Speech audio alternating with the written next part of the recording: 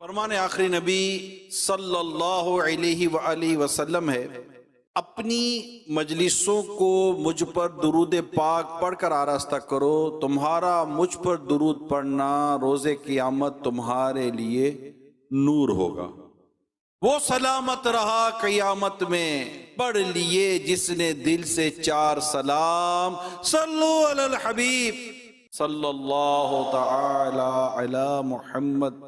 ایک مرتبہ حضرت ابراہیم بن ادہم رحمت اللہ تعالی علیہ کوئی غلام کی ضرورت پیش آئی۔ پہلے غلام خریدے جاتے تھے، بکتے تھے بازاروں میں، تو بازار تشریف لے گئے، آپ غلام خرید کر گھر میں لائے۔ آپ نے اس غلام سے پوچھا تمہارا نام کیا ہے؟ غلام نے کہا جس نام سے آپ پکارے وہی میرا نام ہے۔ آپ نے پوچھا تم کیا کھانے کے عادی ہو؟ غلام نے کہا جو آپ کھلا دیں گے کھا لوں گا۔ پھر پوچھا کوئی خواہش ہو تو بتاؤ۔ غلام بولا جو آپ کی خواہش ہے وہی میری خواہش ہے، میں تو غلام ہوں۔ کیا کہتا ہے؟ میں تو غلام ہوں۔ غلام کو ان چیزوں سے کیا تعلق؟ غلام کے یہ جذبات نہیں ہوا کرتے، میں تو غلام ہوں۔ جب حضرت ابراہیم بن ادہم رحمۃ اللہ تعالی علیہ نے اس غلام کے یہ جذبات سنے تو کچھ اس طرح ارشاد فرمانے لگے، کاش میں بھی اللہ پاک کا ایسا ہی اطاعت گزار بندہ ہوتا تو کتنا بہتر ہوتا۔ یقیناً یہ آپ کی عاجزی تھی، ان کی ساری تھی، آپ کی تواضع تھی، آپ اللہ کے بہت زبردست ولی ہیں حضرت ابراہیم بن ادہم رحمۃ اللہ تعالی علیہ۔ لیکن کمال کے یہ بزرگ ہوتے تھے، یہ کہاں سے اپنے لیے سبق کی، عبرت کی، نصیحت کی باتیں لے لیتے تھے۔ یقین مانے کمال کے لوگ تھے یہ نیک لوگ ہوتے اسی طرح کے کہ یہ مطلب بڑا باتوں سے یہ نکال لیتے ہیں نا اپنے لیے سیکھنے اور سمجھنے کی باتیں۔ یہ بس کمال ہوتا ہے، یہ بھی کمال کی بات ہوتی ہے اللہ کے نیک بندوں کی۔ ہر ایک کو نصیب نہیں ہوتا۔ اب ہمیں کوئی یہ واقعہ تو چلو ہمیں بتایا جا رہا ہے بیان کے اندر، لیکن یہ واقعہ پتہ چلے تو اپنے اوہو غلام کتنا اچھا تھا، مگر ہم اس سے یہ نہیں لیتے کہ یار مجھے اس معاملے میں کیا ہونا چاہیے۔ یہ بات بڑی سمجھنے کی ہے کہ کہیں کچھ سن کر اپنے اوپر لینا، کہیں سن کر اپنے اوپر لینا۔ پیارے بھائیو، فلاں کا انتقال ہو گیا ہے، ہم انتقال پر افسوس بھی کرتے ہیں۔ جب افسوس کرنے کا موقع ہوتا ہے، افسوس کرنے کی کیفیت ہوتی ہے۔ کسی کی موت کی، میت کی، حادثے کے بارے میں سنتے ہیں، لیکن اس موقع کی مناسبت سے ہماری کیفیتیں بنتی ہیں، لیکن ہم اپنے اوپر نہیں لیتے۔ ابراہیم بن ادہم رحمۃ اللہ تعالیٰ علیہ نے غلام کی باتوں کو اپنے اوپر لیا۔ غلام سے متاثر ہونا تو اپنی جگہ بتا کتنا اچھا غلام ملا ہے کہ میں جس نام سے پکاروں یہ اس کا نام، میں جو کھلاؤں یہ وہ کھائے گا، میں جو خواہش کروں یہ اس کی خواہش۔ واہ یار مزہ آ گیا، کیا غلام ملا یار۔ غلام ہو تو ایسا ہو، یوں ہو نا، مگر آپ نے ایسا نہیں کہا غلام ہو تو ایسا ہو۔ آپ نے اس کو کیا لیا کہ کاش کہ میں بندہ ایسا ہوتا، اللہ کا ایسا بندہ ہوتا، اللہ تعالیٰ کی ایسی اطاعت کرتا، اللہ پاک کی اس طرح کی میری بندگی کی کیفیت ہوتی تو کیا بات ہے۔ آپ کی عاجزی تھی، لیکن ہمیں سمجھنا چاہیے کہ اللہ پاک کی رضا پر راضی رہنا یہ ایک زبردست بندگی ہے۔ غلام، بندہ جو لفظ کہتے ہیں تو بندے کا ایک معنی غلام کا بھی ہوتا ہے نا، یہ آپ کے علم میں ہونا چاہیے۔ تو بندہ ہوتا ہی وہی ہے پیارے اسلامی بھائیوں جس کی اپنی کوئی خواہش نہ ہو، اپنی کوئی خواہش نہ ہو۔ جیسے ہم نے مرید بنتا ہے تو مرید بھی کیا بنتا ہے؟ مرید بھی غلام بن جاتا ہے، ایک طرح سے مرید بک جاتا ہے۔ تو مرید کی اپنی کوئی خواہش ہی نہیں رہتی، مرید پھر اپنے پیر کی خواہش پہ چل رہا ہوتا ہے کہ وہ اس کو راستہ بتا رہا ہوتا ہے نا، پیروی کر رہا ہوتا ہے، وہ اس کو مرشد کہتا ہے، اس کی رشد و ہدایت پر وہ عمل کر رہا ہوتا ہے، وہ جو ہدایت دیتا ہے اس پر عمل کر رہا ہوتا ہے۔ تو یہ مطلب مرید، جیسے مرید کے بارے میں کہتے ہیں کہ مرید یہ ہے کہ جیسے کہ غسال کے ہاتھ میں مردہ، کہ جیسا مطلب کہ وہ مردے کو غسل دینے والا جس طرح اس کو آگے پیچھے کرتا ہے، اوپر نیچے کرتا ہے، تو مرید بھی ہوتا رہتا ہے۔ اپنی چیزوں سے باہر آ جانا، اپنی خواہشات سے باہر آ جانا، یہ ہوتا ہے۔ اور تو کہتے ہیں کوئی مجھے دو باتیں بھی سکھا دے تو میں اس کا غلام۔ اب نہ شاگرد جیسے رہے نہ مرید ایسے رہے، اور ہماری کیفیت ایسی رہی نہیں ہے۔ اللہ کرے کہ ہمیں ایسی اطاعت، ایسی فرما برداری مل جائے اسلام اور دین کے تعلق سے، اللہ اور اس کے رسول کی اطاعت و فرما برداری کے تعلق سے۔ تو کیا بات ہے مدینے کی. ہم رسول پاک صلی اللہ علیہ وسلم کی ایسی سچی پکی غلامی نصیب ہو جائے، ایسی سچی پکی غلامی نصیب ہو جائے کہ محبوب کریم صلی اللہ تعالی علیہ وسلم نے جو کچھ فرمایا کرو میں وہی کروں گا، جس چیز سے روکا رک جاؤ میں اس سے رک جاؤں گا، جو کھانے کا ارشاد فرمایا کہ یہ کھانا تمہارے لیے جائز وہ یہی میرے لیے جائز، جس کا فرمایا ناجائز وہ میرے لیے ناجائز، اس سے بچنا ہے تو اس سے بچنا ہے، یہ کرنا ہے تو یہ کرنا ہے. یہ بس یہ بڑے کرم کے ہیں فیصلے، یہ بڑے نصیب کی بات ہے، سچی بات ہے. خیر اللہ تعالیٰ کی رضا پر راضی رہے کہ جو رب نے میرے لیے کیا میرے لیے اللہ پاک نے درست ہی کیا، اور میں اپنے رب کے فیصلے پر اپنے رب کی عطا پر راضی ہوں، مطمئن ہوں. کہیں شکوہ کہیں شکایت کہیں اعتراض میری زبان پر آ نہیں سکتا. اللہ توفیق دے تو میرے دل و دماغ میں بھی نہ آئے، اور میں اپنے رب کی تمام عطاؤں پر میرے رب نے مجھے جیسے رکھا میں اپنے رب کی رضا پر راضی رہوں، ایسی مجھے اطاعت ایسی مجھے فرما برداری نصیب ہو جائے. حضرت امام شعرانی رحمۃ اللہ تعالیٰ علیہ فرماتے ہیں بندے کے لیے شان بندگی یہ ہے کہ بندہ ہر حال میں اللہ پاک سے راضی ہی رہے. شان بندگی یہ کسی معاملے میں بھی دل میلا نہ کرے، جو کچھ عطا کیا گیا اس سے زیادہ کی خواہش نہ کرے، اس لیے کہ اللہ پاک ہم سے زیادہ ہماری بھلائی کو جاننے والا مہربان رب ہے. وہ ہمارا وہ ہم سے زیادہ ہماری بھلائی کو جانتا ہے. اللہ پاک فرماتا ہے، اور یہ ارشاد اللہ پاک کا جو میں اس کو بیان کرنے جا رہا ہوں پارہ 2 سورہ بقرہ کی آیت نمبر 216 میں اللہ پاک ارشاد فرماتا ہے وَعَسَىٰ أَن تَكْرَهُوا شَيْئًا وَهُوَ خَيْرٌ لَكُمْ وَعَسَىٰ أَن تُحِبُّوا شَيْئًا وَهُوَ شَرٌّ لَكُمْ وَاللَّهُ يَعْلَمُ وَأَنْتُمْ لَا تَعْلَمُونَ. واہ، ترجمہ کنز ایمان. اور قریب ہے کہ کوئی بات تمہیں بری لگے، کوئی بات تمہیں بری لگے اور وہ تمہارے حق میں بہتر ہو، اور قریب ہے کہ کوئی بات تمہیں پسند آئے اور تمہارے حق میں بری ہو، اور اللہ جانتا ہے اور تم نہیں جانتے.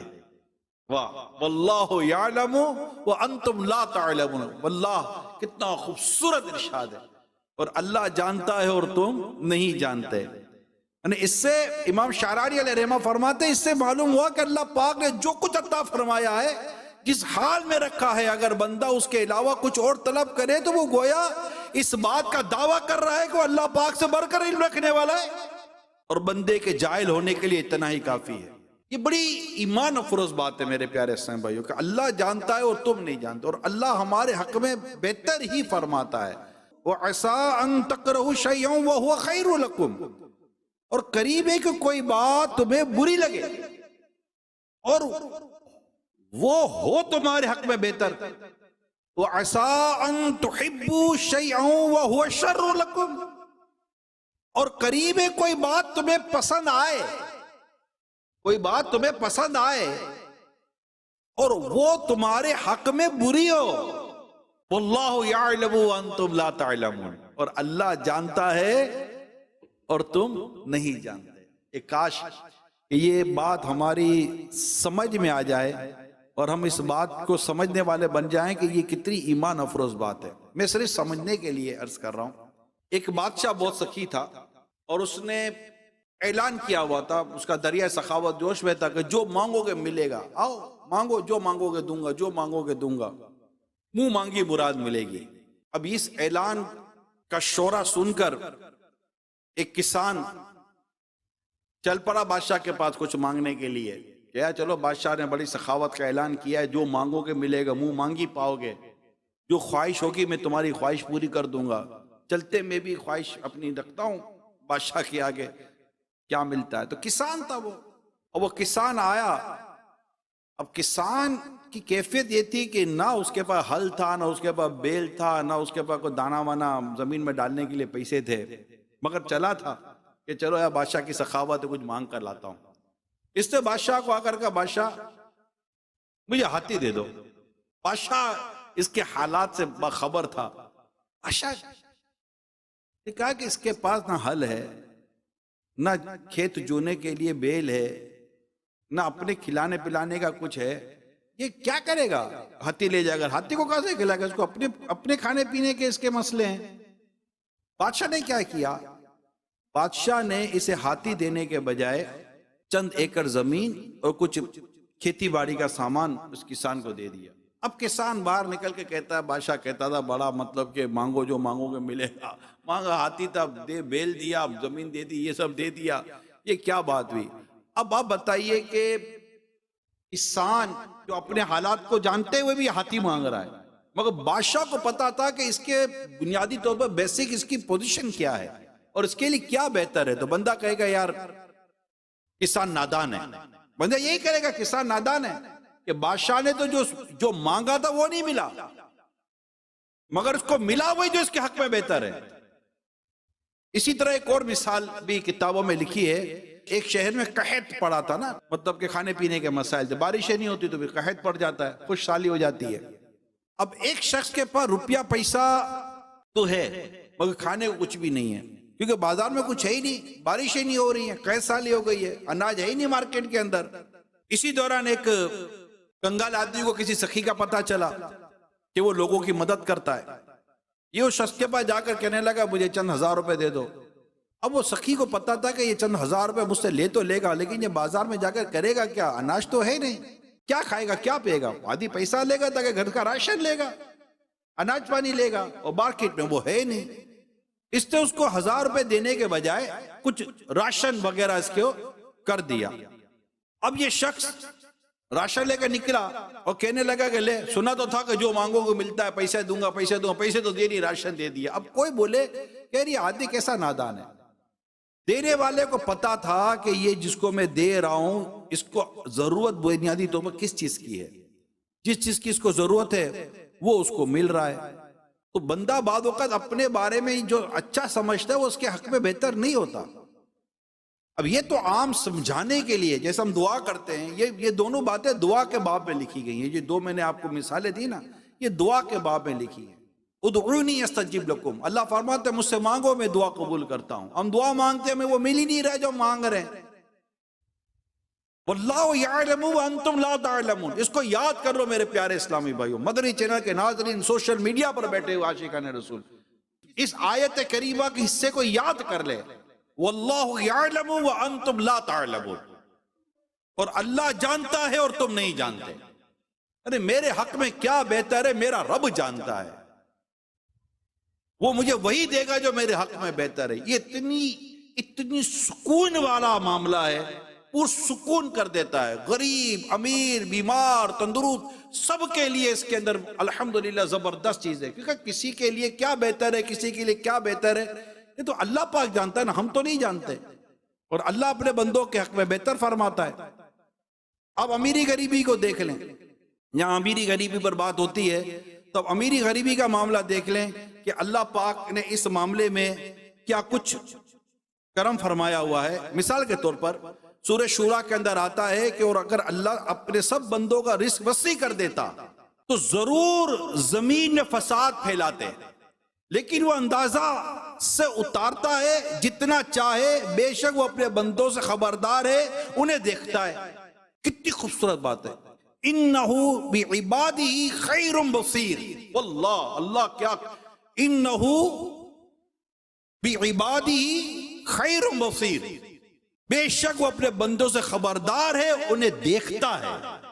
ابو عبداللہ محمد بن احمد قرطبی علیہ رحمہ فرماتے ہیں اگرچہ بندوں کے بہتر و فائدے کے لیے افعال کرنا اللہ تعالیٰ پر واجب نہیں، اس کے باوجود اللہ پاک کے افعال اور حکمتوں اور مصلحتوں سے خالی نہیں ہے۔ اللہ پاک اپنے بندے کے حال کو جانتا ہے، اور اگر اس پر دنیا کا رزق وسیع کر دیا تو یہ وسعت بندے کے اعمال کو فاسد کر دے گی، اس لیے اس پر رزق تنگ کر دینے میں ہی اس کی مصلحت و بہتری ہے۔ لہذا کسی پر رزق تنگ کر دینے میں اس کی توہین نہیں، اور کسی پر رزق کشادہ کر دینا اس کی فضیلت نہیں۔ مزید فرماتے تمام معاملات اللہ تعالیٰ کی مشیت پر موقوف ہیں، وہ جو چاہتا ہے کرتا ہے، اور وہ اپنے کسی فعل پر جواب دے نہیں، کیونکہ وہ علی الاطلاق مالک ہے، اپنے بندوں کے حق میں بہتر فرماتا ہے۔ میں ایمان افروز آپ کو حدیث سناتا ہوں، ایمان افروز حدیث سنیے۔ اللہ تعالیٰ فرماتا ہے، غور سے سنیے مدنی چینل کے ناظرین، اسلامی بھائیوں، اتنی سکون کر دیتی ہے اور اتنا بندے کا توکل بڑھاتی ہے اور اپنے رب سے محبت بڑھاتی ہے یہ روایت کہ میرا رب کریم ہے، میرا رب رحیم ہے، واللہ یعلم وانتم لا تعلمون، اور اللہ جانتا اور تم نہیں جانتے۔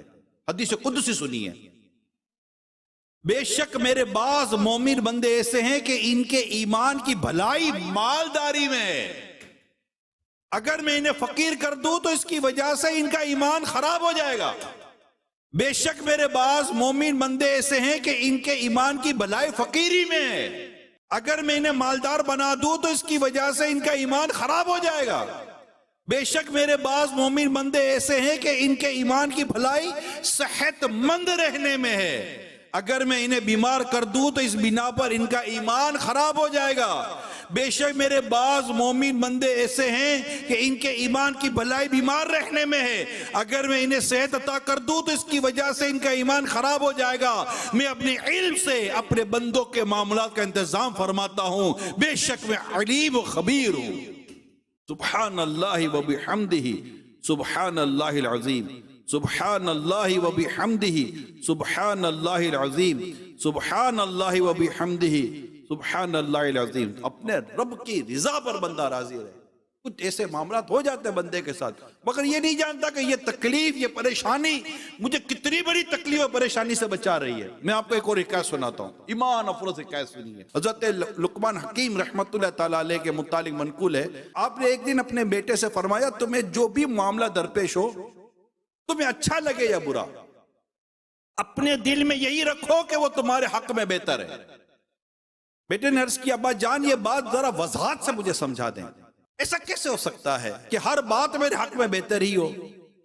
حضرت سیدنا حکیم لقمان رحمت اللہ تعالی علیہ نے فرمایا ایک بستی میں اللہ پاک کے ایک نبی تشریف فرما ہے، آؤ ان کی خدمت میں حاضر ہوں، وہ ہمیں زیادہ بہتر انداز میں سمجھائیں گے۔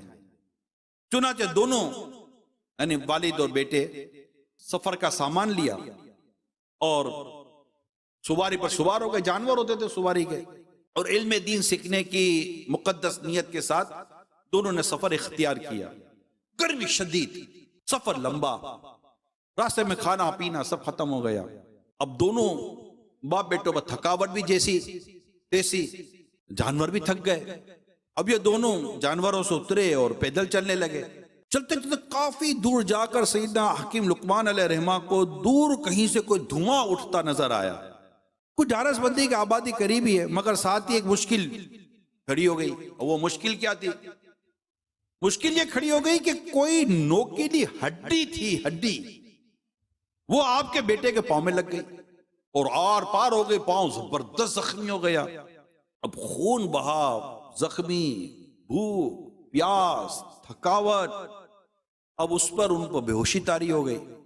اب بیٹے کی حالت دیکھ کر حضرت کی آنکھوں سے بھی آنسو جاری ہو گئے کہ یہ بیٹا بھی بڑا تکلیف میں آ گیا۔ آپ نے بڑی مشکل سے وہ ہڈی نکالی، پٹی کی، کچھ افاقہ ہوا، بیٹے کو ہوش آیا۔ بیٹے نے عرض کیا ابا جان ہم مسافر ہیں، ہم مسافر ہیں، شدید گرمی، پانی ختم ہو چکا، اس حالت میں مجھے چوٹ بھی لگ گئی، نہ ہم آگے چلنے کی جیسے نہ پیچھے جانے جیسے، اب کوئی پرسان حال بھی نہیں ہے ابا جان، اب یہ سب کچھ میرے لیے بہتر کیسے ہو سکتا ہے یہ بتائیے، ابھی یہ سب کچھ میرے لیے کیسے بہتر ہو سکتا ہے کہ جو کچھ ہو رہا ہے؟ حضرت سیدنا حکیم لقمان رحمت اللہ تعالی علیہ نے فرمایا بیٹا یہ جو مصیبت ہمیں پہنچی ہے ہو سکتا ہے اس کے ذریعے کو بہت بڑی ہم سے مصیبت ٹل رہی ہو۔ ابھی یہ دونوں باپ بیٹوں کے درمیان باتیں چلی رہی تھی کہ حکیم لقمان علیہ رحمہ کو دور سے کوئی شخص آتا دکھائی دیا۔ اب کچھ مطمئن ہوئے مگر جلدی وہ نظروں سے اچھل ہو گیا۔ پھر آپ کو ایک آواز سنائی دی، انت لقمان، کیا تم لقمان ہو؟ کہا جی ہاں میں لقمان ہوں۔ پوچھا حکیم لقمان؟ کہا لوگ تو ایسا ہی کہتے ہیں۔ پھر پوچھا تمہارے بیٹے نے کیا کہا ہے؟ حکیم لقمان نے پوچھا آپ کون ہیں اور سامنے کیوں نہیں آ رہے؟ آواز آئی میں جبرائیل ہوں، حضرت جبرائیل علیہ السلام۔ میں صرف نبیوں اور فرشتوں کو دکھائی دیتا ہوں کہ اگر آپ جبرائیل ہیں تب تو آپ ہمارے حال سے واقف ہوں گے۔ حضرت جبرائیل علیہ السلام نے فرمایا اللہ پاک نے مجھے ایک شہر پر عذاب نازل کرنے کے لیے بھیجا تھا، جب میں وہاں پہنچا تو مجھے معلوم ہوا کہ آپ دونوں بھی اس شہر کی طرف بڑھ رہے ہیں۔ چنانچہ میں نے اللہ پاک سے دعا کی، یا اللہ ان دونوں کو اس شہر میں داخل ہونے سے روک دے۔ میری دعا قبول ہوئی اور آپ کا بیٹا تکلیف میں مبتلا ہو گیا۔ اگر ایسا نہ ہوتا تو آپ شہر میں داخل ہو جاتے تو آپ بھی شہر والوں کے ساتھ عذاب میں مبتلا کر دیے جاتے۔ اللہ اللہ اللہ اللہ، واللہ یعلم وانتم لا تعلمون، اور اللہ جانتا ہے اور تم نہیں جانتے۔ اپنے رب کی رضا پر بندہ راضی رہے۔ جے سونا میرے دکھ وچ راضی تے سکھنو میں چلے پاواں۔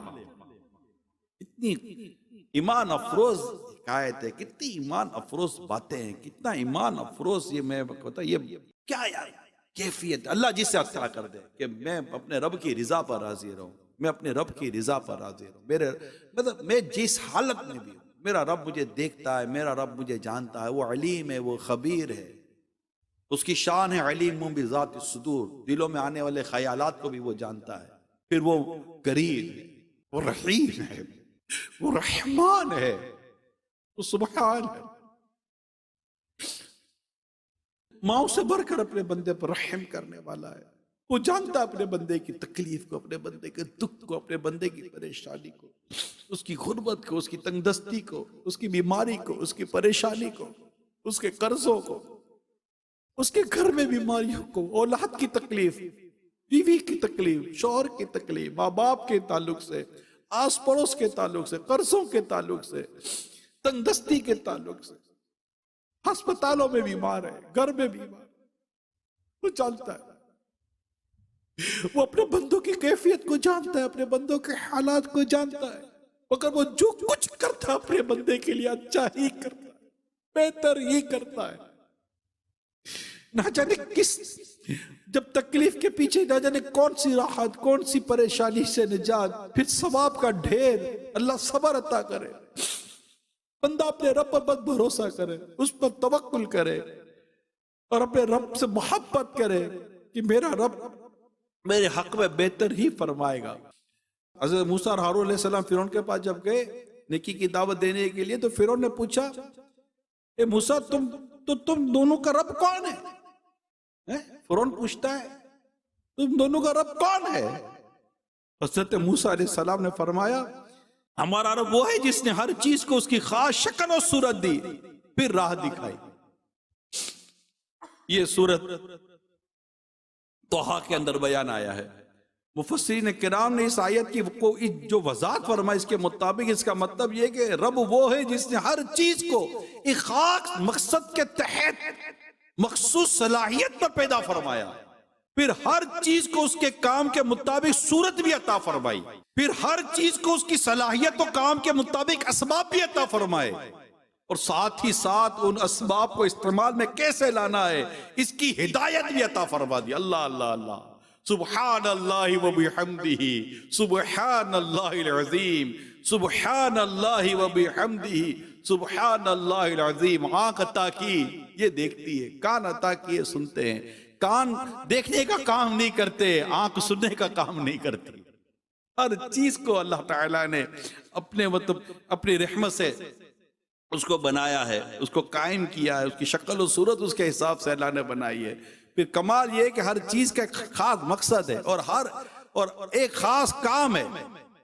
اللہ پاک کے پیارے نبی حضرت عیسیٰ علیہ السلام ایک مرتبہ نہر کے قریب سے گزر رہے تھے۔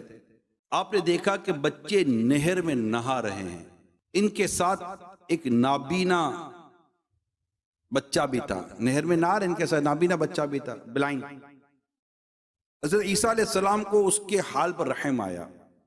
آپ نے اللہ پاک کی بارگاہ میں دعا کی، یا اللہ اس کو بھی آنکھیں عطا فرما دے۔ اللہ پاک نے آپ کی دعا قبول فرمایا، اس بچے کو آنکھیں عطا فرما دی گئی۔ جب اس نے آنکھیں کھولی اور بچوں کو دیکھا تو ایک بچے کو پکڑ کر پانی میں اس قدر غوطے دیے کہ وہ مر گیا، پھر دوسرے کو پکڑا، اس سے بھی غوطے دے کر قتل کر دیا۔ یہ منظر دیکھا عیسیٰ علیہ السلام حیران ہوئے اور دعا کی، یا اللہ پاک تو اپنی مخلوق کو بہتر جاننے والا ہے، اس سے پہلی حالت پر ہی لوٹا دے۔ یہ اللہ پاک بس ہمیں ایمان کو کامل کرنے والی سوچ اور سمجھ عطا کر دے کہ ہم اپنے رب کی رضا پر راضی رہیں۔ اللہ اپنے بندوں کے حق میں بہتر فرماتا ہے، وہ اپنے بندے کو جس حال میں رکھتا ہے بس اللہ پاک ہمیں اس حال میں اپنے رب سے راضی رہنے کی توفیق عطا فرما۔ اللہ کے آخری نبی صلی اللہ علیہ وسلم نے فرمایا یعنی خوشخبری ہے اس کے لیے جس کو اسلام کی ہدایت دی گئی، قدر کفایت رزق دیا گیا اور وہ اس پر راضی ہے۔ ایک حدیث پاک میں جب قیامت کا دن ہوگا تو اللہ پاک میری امت کے ایک گروہ کو پر عطا فرمائے گا، پر عطا فرمائے گا، جن کے ذریعے وہ اپنی قبروں سے اڑ کر جنت میں چلے جائیں گے اور وہاں جیسے چاہیں گے لطف اندوز ہوں گے۔ فرشتے ان سے پوچھیں گے کیا تم حساب دے چکے ہو؟ وہ کہیں گے ہم نے حساب نہیں دیا۔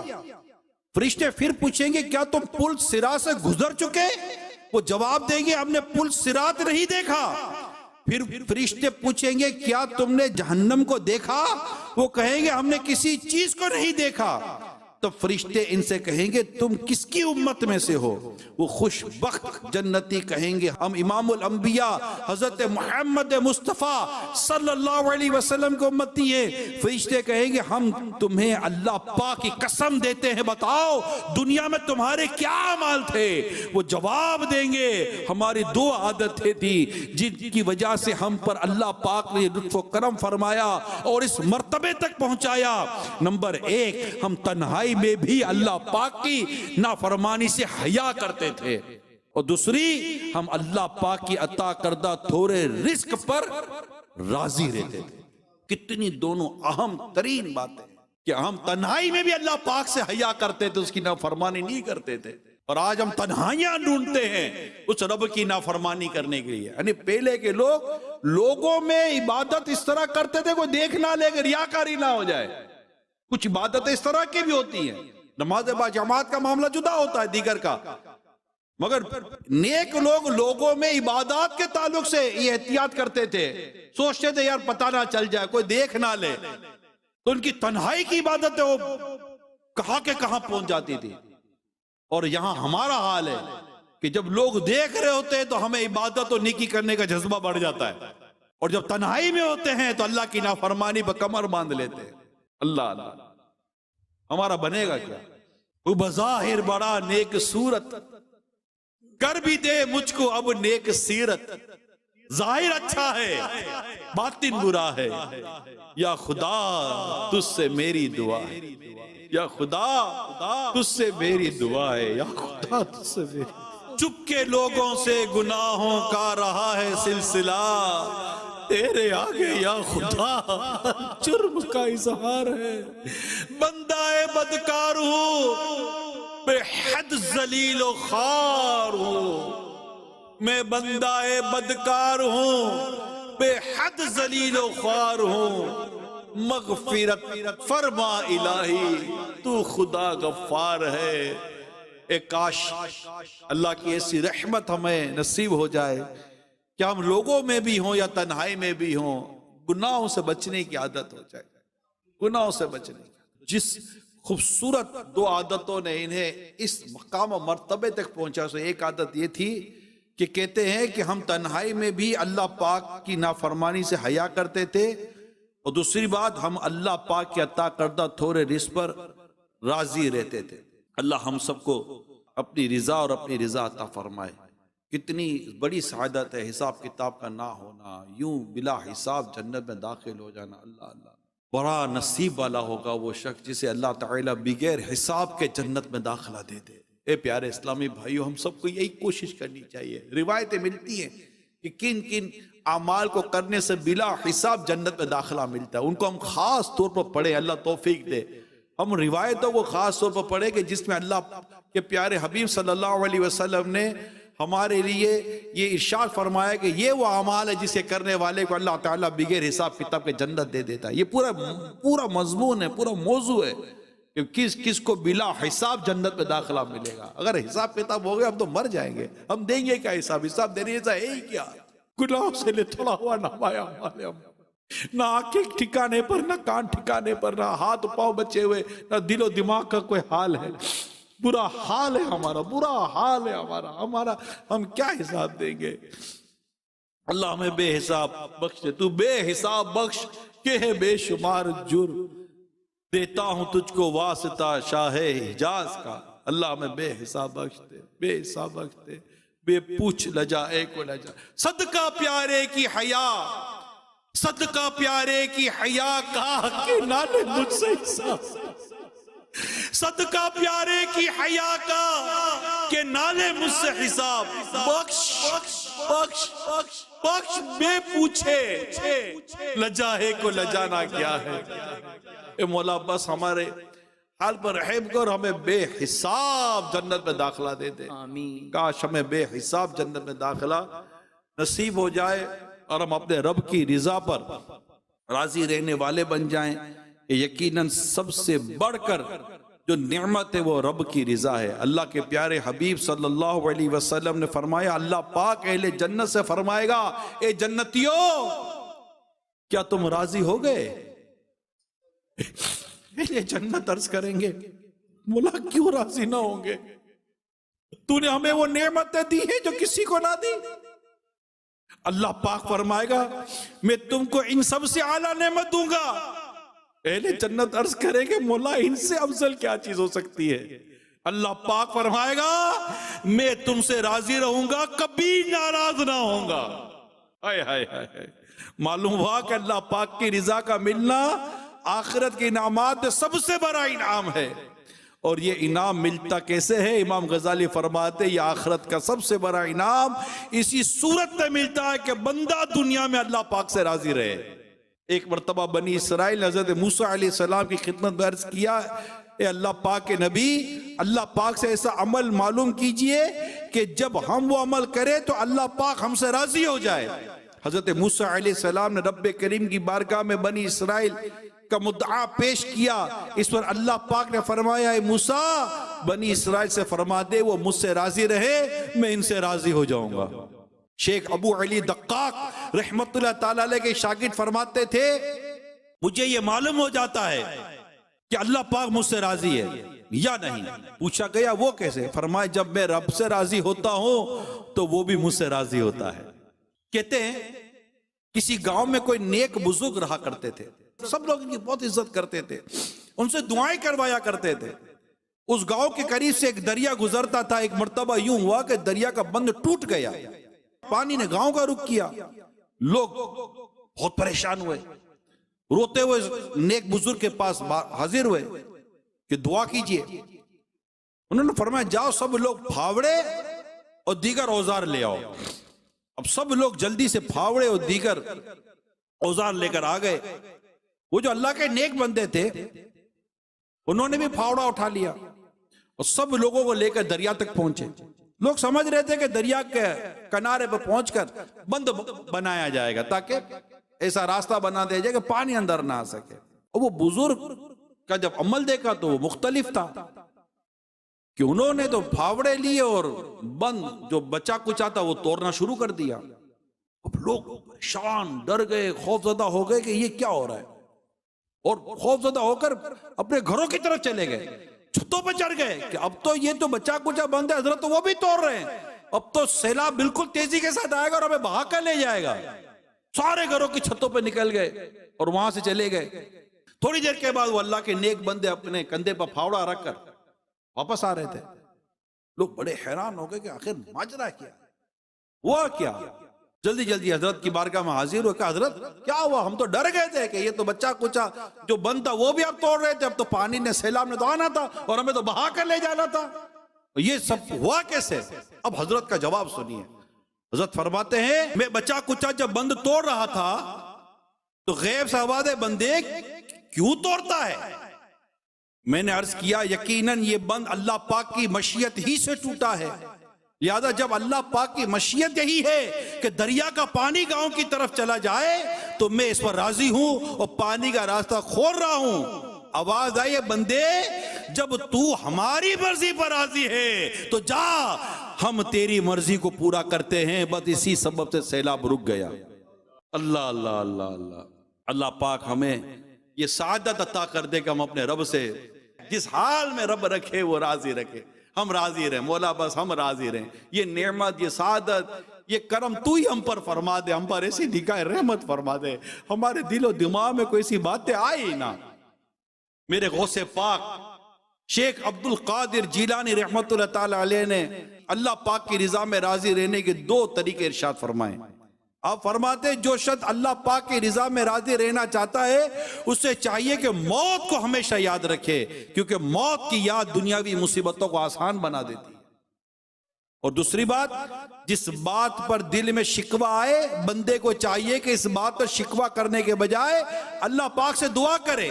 مثلا کسی پر غربت آ گئی یا کوئی بیمار ہو گیا، اب اس کے دل میں وسوسے آتے ہیں تو اسے چاہیے کہ غربت یا بیماری کا شکوہ نہ کرے، بلکہ اللہ پاک کی بارگاہ میں دعا کرے، یا اللہ پاک مجھ سے غربت دور فرما دے، یا اللہ پاک مجھے اس مرض سے شفا عطا فرما دے.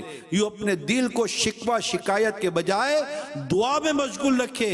اس کی برکت سے انشاءاللہ الکریم دل ہلکا ہو جائے گا، اور اللہ پاک نے چاہا تو رب کریم کی رضا میں راضی رہنے کی توفیق بھی نصیب ہو جائے گی. یہ میرے پیر، میرے مرشد غوث پاک شیخ عبد القادر جیلانی رحمت اللہ تعالی علیہ کے مبارک 2 ارشاد بیان کیے. تو ہیں پریشانیاں، ہیں مصیبتیں، ہیں آزمائشیں، لیکن ہم اپنے رب سے دعا کریں. امتحان کے کہاں قابل ہوں میں پیارے اللہ، بے سبب بخش دے مولا تیرا کیا جاتا ہے. وہ کرم کرنے والا ہے، آسانی پیدا کرنے والا ہے. اللہ پاک سے دعا ہے ہمیں عافیت دے، سلامتی دے، اپنی رضا پر راضی رہنے کی توفیق عطا فرمائے. اور جو مقدر میں پریشانیاں، مصیبتیں یا جو بھی آزمائشیں، اللہ پاک ہمیں اس کو صبر عطا کرے، اور اس صبر پر اللہ پاک ہمیں اجر عطا فرمائے، اور ہم مرتے دم تک اپنے رب کی رضا پر راضی رہیں، راضی رہیں، راضی رہیں. حضرت ابو سعید خدری رضی اللہ تعالی عنہ صحابی رسول ہیں. آپ فرماتے ایک دن اللہ پاک کے آخری نبی صلی اللہ علیہ وسلم نے میرا ہاتھ پکڑا اور فرمایا، اے ابو سعید، 3 چیزوں کا جو اقرار کرے وہ جنت میں داخل ہوگا. حضرت ابو سعید رضی اللہ تعالیٰ عنہ فرماتے ہیں میں نے عرض کی یا رسول اللہ صلی اللہ علیہ وسلم وہ 3 چیزیں کون سی ہیں؟